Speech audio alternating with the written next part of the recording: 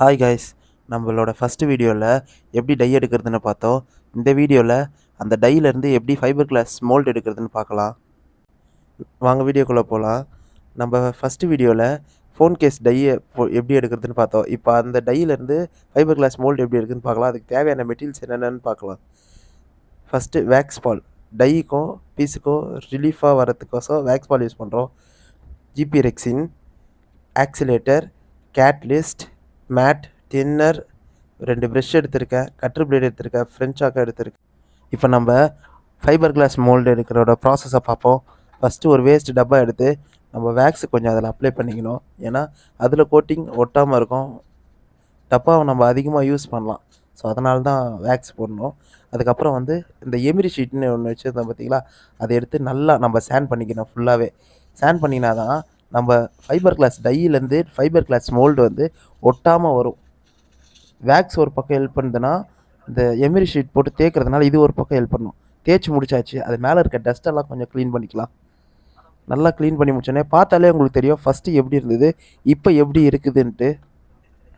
இப்போ நம்ம தேய்ச்சி வச்சுருக்க டையில் வேக்ஸ் அப்ளை பண்ண போகிறோம். ஃபஸ்ட்டு நம்ம ஃபோன் கேஸுக்கு அப்ளை பண்ணியிருந்தோம், பார்த்துருப்பீங்க ஃபஸ்ட்டு வீடியோவில். இப்போ அதே மாதிரி நம்ம டைக்கும் அப்ளை பண்ணணும். ஏன்னா மோல்டு ஒட்டாமல் வரணும் இல்லையா, அதுக்கோசம். அதே மாதிரி நம்ம கொஞ்சம் டேபிள்லேயும் அப்ளை பண்ணிக்கலாம். ஏன்னா கோட்டிங் டேபிளில் சேர்ந்த வாய்ப்பு இருக்குது. இப்போ நம்ம டைக்கு வேக்ஸ் அப்ளை பண்ணியாச்சு. இது 2 or 3 minutes ட்ரை ஆகட்டும்.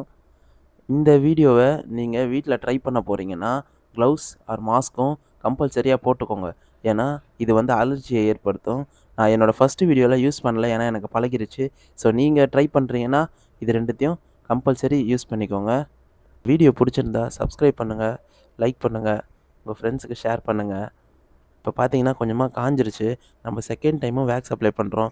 ஏன்னா ஃபஸ்ட் டைம் வேக்ஸ் அப்ளை பண்ணிட்டு செகண்ட் டைம் ட்ரை ஆனோடனே பிவிஏன்னு ஒரு மெட்டீரியல் அப்ளை பண்ணுவாங்க. அந்த மெட்டீரியல் நம்மளுக்கு கிடைக்காத பட்சத்தில் நம்ம வேக்ஸ் செகண்ட் டைம் அப்ளை பண்ணி யூஸ் பண்ணிக்கலாம். யார் யாருக்கெல்லாம் இந்த மெட்டீரியல் வேணுமோ கமெண்ட்டில் கேளுங்க, நான் டிஸ்கிரிப்ஷனில் டேக் பண்ணுறேன். இப்போ பார்த்தீங்கன்னா வேக்ஸ் நல்லாவே காஞ்சிருச்சு. வேக்ஸ் நல்லா காய விட்டு நம்ம கோட்டிங் போட்டால் மட்டும்தான் கோட்டிங் டையில் படியும், இல்லைன்னா படியாது. வேக்ஸ் எண்ணெய் தன்மை கொண்டது. ஸோ அதனால் நம்ம எண்ணெய் மாதிரி வழுக்கிட்டே போவோம். நல்லா வேக்ஸை காய விட்டு அதுக்கப்புறமா நம்ம கோட்டிங் அப்ளை பண்ணலாம். இப்போ கோட்டிங் கலக்கிறத பார்க்கலாம். நல்லா பார்த்தீங்கன்னா ஒரு 35 ml நான் எடுத்திருக்கேன். ஃபஸ்ட்டு வீடியோவில் எடுத்த அதே குவான்டிட்டி தான் இதில் எடுக்கிற 35 ml. நல்லா பாருங்கள், 35 ml போதுமான அளவு. ஆக்சிலேட்டர் 1/4 மூடிக்கும் கம்மியாக தான் நான் ஊற்றுறேன். ஒரு டீஸ்பூனில் 1/4 டீஸ்பூனுக்கும் கம்மியாக தான் நான் ஊற்றுறேன். ஏன்னா ஃபஸ்ட்டு ரவுண்டு இது. ஸோ அதனால் கம்மியாகவே ஊற்றிக்கலாம், தேவைப்படும். அதுக்கப்புறம் இப்போ பார்த்திங்கன்னா நல்லா கலக்கிக்கிறேன். ஏன்னா ப்ளூ நல்லா கலக்கிக்கணும். டார்க் ப்ளூவாக இருக்கிறது லைட் ப்ளூவாக மாறணும். தென் ஃப்ரெஞ்ச் சாக் ஆட் பண்ணுறேன். நான் ஃப்ரெஞ்ச் சாக் ஆட் பண்ணி நல்லா கலந்துக்கிறேன். நல்லா கலந்ததுக்கப்புறம் தான் கேட்லிஸ் ஆட் பண்ண போகிறேன். ஏன்னா ஆக்சிலேட்டர் ஆட் பண்ண உடனே கேட்லிஸ் ஆட் பண்ணக்கூடாது, கலந்துட்டு தான் ஆட் பண்ணணும். ஸோ அதனால் இப்போ பார்த்திங்கன்னா ஒரு 3 மூடி எடுத்துருக்கேன் நான். கேட்லிஸ்ட் நல்லா கலந்துக்கிறேன். நீங்கள் கேட்லிஸ்ட் எந்த அளவுக்கு கலக்குறீங்களோ அப்போ தான் கோட்டிங் நல்லா ட்ரை ஆகும், இல்லைனா ட்ரையே ஆகாது. கேட்லிஸ்ட் ஊற்றினோடனே நம்ம கோட்டிங் கொஞ்சம் மறுபடியும் சாலிட் ஆகிட்ருக்கும். ஸோ திருப்பி நம்ம ஃப்ரெஞ்ச் சாக் போட்டு லைட்டாக கட்டி பண்ணிவிட்டு கொஞ்சம் அப்படியே ஒரு சாலிடான ஒரு இதுலேயே நம்ம அப்ளை பண்ணிக்கலாம். நல்லா நம்ம டை ஃபுல்லாகவே அப்ளை பண்ணணும். டையை ஃபுல்லாக அப்ளை பண்ண முடித்தோடனே ஒரு 5 or 10 minutes போதும் அது ட்ரை ஆகிறதுக்கு. நல்லா ட்ரை ஆனதுக்கப்புறமா நம்ம ப்ரெஷ்ஷை வாஷ் பண்ணணும். ப்ரெஷ்ஷை நீங்கள் தின்னர் ஃபஸ்ட்டு வீடியோலேயே நான் சொன்னேன், ப்ரெஷ்ஷை வாஷ் பண்ணலன்னா ப்ரெஷ்ஷு ட்ரை ஆகிடுச்சுன்னா, கோட்டிங் ட்ரை ஆகிடுச்சுன்னா ப்ரெஷ்ஷு போயிடும், வேஸ்ட்டாக போயிடும். ஸோ அதனால் நம்ம நல்லா வாஷ் பண்ணிக்கலாம் ப்ரெஷ்ஷை.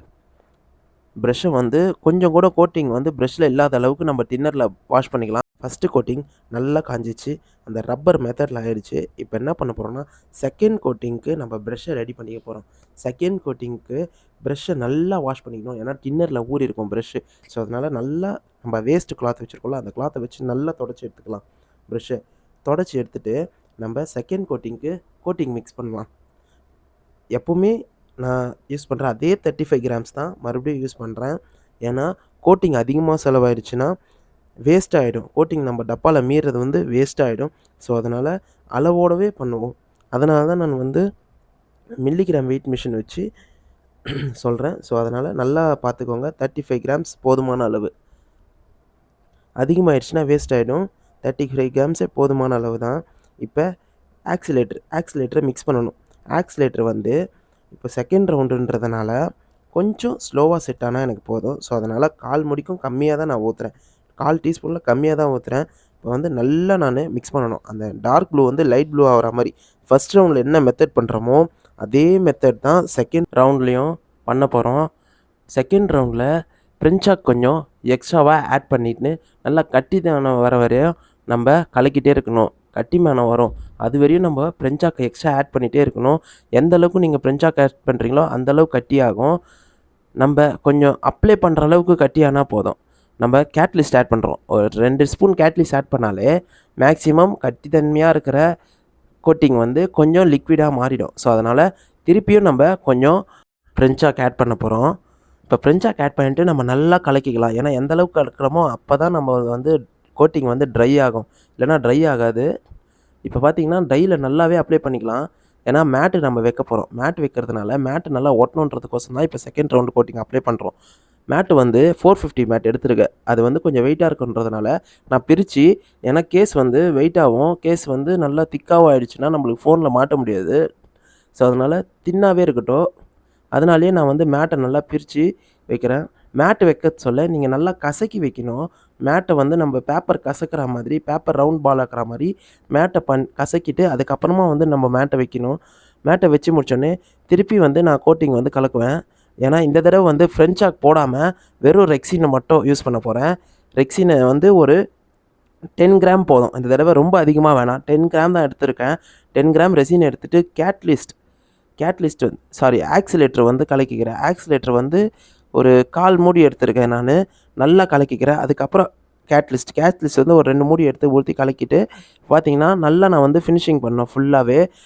மேட் ஃபுல்லாக நான் நனைச்சி விட்டுட்டு நல்லா ஃபினிஷிங் பண்ணோம். ஏன்னா இந்த எட்ஜெல்லாம் வந்து ரொம்ப முக்கியமான ஒன்று. எட்ஜில் வந்து ஒழுங்காக படாது. ஸோ அதனால் நல்லாவே நம்ம ஃபினிஷிங் பண்ணி எடுத்துக்கலாம். பக்காவாக ஃபினிஷிங் பண்ணி முடிச்சுட்டு அதை ட்ரை ஆகிறதுக்கு ஒரு 10 to 15 மினிட்ஸ் ஆகும். ஏன்னா நம்ம ஸ்லோ செட் தான் போட்டிருக்கோம். ஸோ 10 to 15 மினிட்ஸ் ஆகட்டும். இப்போ பார்த்தீங்கனாலே நல்லாவே காஞ்சிருச்சு. இப்போ சைடெல்லாம் கட் பண்ண ஸ்டார்ட் பண்ணலாம். ஃபுல்லாக நம்ம பார்டரில் இருக்க சைடு வேஸ்ட் பீஸ் எல்லாத்தையும் கட் பண்ணி எடுத்துட்டோம்னாலே நம்மளுக்கு வந்து ஒரு ஒழுங்கான கேஸ் வந்து ரெடி ஆகிடும். இப்போ நம்ம அதை ரிமூவ் பண்ணுறது கஷ்டமாக இருந்ததுன்னா சைடில் இருக்க பார்டரை நீங்கள் ப்ரெஸ் பண்ணி நல்லாவே அழுத்தி விட்டிங்கனாலே பெண்ட் பண்ணிங்கன்னா டையை பீஸ் தனியாகவே உங்களுக்கு வெளில தெரியும். நல்லா பார்த்தீங்கன்னா எவ்வளோ ஈஸியாக வந்துருச்சு பாருங்கள். இதுக்கெல்லாம் வேக்ஸ் பால் தான் காரணம். ஈஸியாக வந்ததுக்கெல்லாம் வேக்ஸ் பால் தான் மெயின். ஸோ அதனால் அதை போட மறந்துடாதீங்க. நல்லா பார்த்தீங்கன்னா இப்போ வந்து டையோட பீஸோட வந்து சைடெலாம் கட் பண்ணி எடுக்கணும். நல்லா வந்து கட் பண்ணதுக்கப்புறமா எமரி பேப்பர் வச்சு நீங்கள் நல்லா தேய்ச்சிக்கோங்க. நீங்கள் சைடை தேய்க்க தான் கரெக்டாக உங்களுக்கு ஒரு ஷேப் வரும். நீங்கள் நல்லா அந்த இடத்த ஃபுல்லாகவே தேய்ச்சி முடித்தா தான் நீங்கள் வந்து ஒரு ஸ்டிக்கராக பெயிண்ட் எதனா ஒன்று பண்ண முடியும். அதில் ஸ்டிக்கர் வேணும்னாலும் ஸ்டிக்கர் ஒட்டிக்கலாம். பெயிண்ட் வேணும்னாலும் நீங்கள் பெயிண்ட் பண்ணிக்கலாம். ஸோ இந்த டையை வச்சுன்னு நீங்கள் 1 பீஸ் 2 பீஸ் போட முடியாது. இதில் மொத்தம் 100 பீஸு, ஒரு 100 பீஸ் 150 பீஸுக்கு மேலேயே நம்ம வந்து இந்த டையை வச்சு யூஸ் பண்ணிக்கலாம். நம்மளால் எந்த அளவுக்கு முடியுமோ அந்த அளவுக்கு கூட போய் பீஸ் போட்டுக்கலாம். டை வேஸ்ட் ஆகிற அளவுக்கு நம்ம போட்டுக்கலாம். ஒன்றும் ப்ராப்ளம் இல்லை. நீங்கள் கொஞ்சம் சாஃப்ட் ஆகிற அளவுக்கு அந்த பீஸை தேய்ச்சாலே போதும். நீங்கள் ரொம்ப ஒரே இடத்துல போட்டு தேய்ச்சிக்கிட்டே இருந்தீங்கன்னா அங்கே வந்து கரைய ஆரம்பிச்சிடும். அந்த இடம் கரைஞ்சிதுன்னா உங்களுக்கு வந்து பள்ளமாக தெரியும். ஸோ அதனால் ரொம்ப அதை போட்டு கரைக்க தேவையில்ல. இப்போ பார்த்தீங்கன்னா மொபைலில் நான் போட்டு காட்டியிருக்கேன். இது என்னோடய OnePlus Nord 2 5G மொபைலோட கேஸ் தான் இது. போட்டு காட்டியிருக்கேன். இப்போ பார்த்தீங்கன்னா கேஸ் ரெடி ஆகிடுச்சு. காய்ஸ், நெக்ஸ்ட் வீடியோவில் பிளாஸ்டர் பேரஸை வச்சு எப்படி டை எடுக்கிறதுன்னு பார்க்கலாம். பாய்.